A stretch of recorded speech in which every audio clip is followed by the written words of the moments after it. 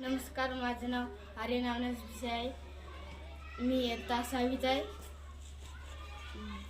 नमस्कार, मी शिवम संतोष डोरे, इयत्ता 7वी. नमस्कार, माझे नाव माया गजानन डोरे आहे. मी इयत्ता 7वीत आहे. तर आम्ही आता पाण्याच्या विषयावर बोलत आहे. नमस्कार, माझे नाव अनुष्का वल्लरवाडे, मी इयत्ता 6वी. नमस्कार, माझे नाव समृद्धी कृष्णा भिसे, मी इयत्ता 6वीत आहे. नमस्कार, माझे नाव भाग्यश्री शंकरक, इयत्ता 7वी. तुम्हाला जाणवलेली समस्या सांगा.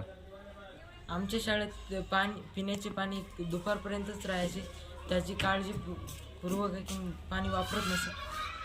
त्यामुळे आम्ही ती काळजीपूर्वक. तुम्हाला जी समस्या आली ती थोडक्यात सविस्तर सांगा. आमची ही समस्या आहे की आम्हाला पिण्याचे पाणी याला घरभर जावं लागते. कधी कधी आई नसते, कधी दुसऱ्याच्या घरी जावं लागते, पाणी यायला लागते. पण याच्यासाठी आमची शाळा पण बुडायची. कधी कधी वर्गातली अभ्यास पण उडायचा. पाणी का कमी पडायचं तुम्हाला? पाणी व्यवस्थित पूर्ण वापरलं नाही, त्यामुळे पाणी दुपारीच संपायचं.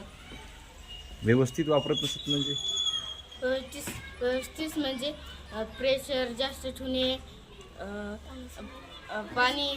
पाण्याची गरज नसले तरी नळ चालू ठेवणे, हे व्यवस्थित. पुढं काय मग तुम्हाला याचे परिणाम काय भोगावे लागले? आम्हाला घरोघर जाऊन पाणी घ्यावं लागलं. मग यावर तुम्ही उपाययोजना म्हणून काय केलं? आम्ही उपाययोजना म्हणून सरचा विचार घेतला, सर्व विद्यार्थ्यांचा विचार घेतला, तर पाणी व्यवस्थित वापरणे हा उपक्रम ठेवला. त्यासाठी तुम्ही काय काय केलं नेमकं? त्यासाठी आम्ही ते प्रकल्प बोर्ड लिहिले. पाणी सांभाळून वापरा आणि आवश्यक असलं तर तेवढंच घ्या. पाणी आवश्यक असलं तेवढंच घ्या. तर पाणी जर उष्ट उरलं असलं तर ते झाडाला टाका, अशी आम्ही योजना करली. पाणी जर उरले तर सांडू नका. पाण्याचा नीट वापर करा. पाणी सांडू नका. जेवढे लागतेच तेवढं पाणी घ्या, किंवा उष्ट असलेले पाणी झाडाला टाका. ते झाडाला तरी कामा येते.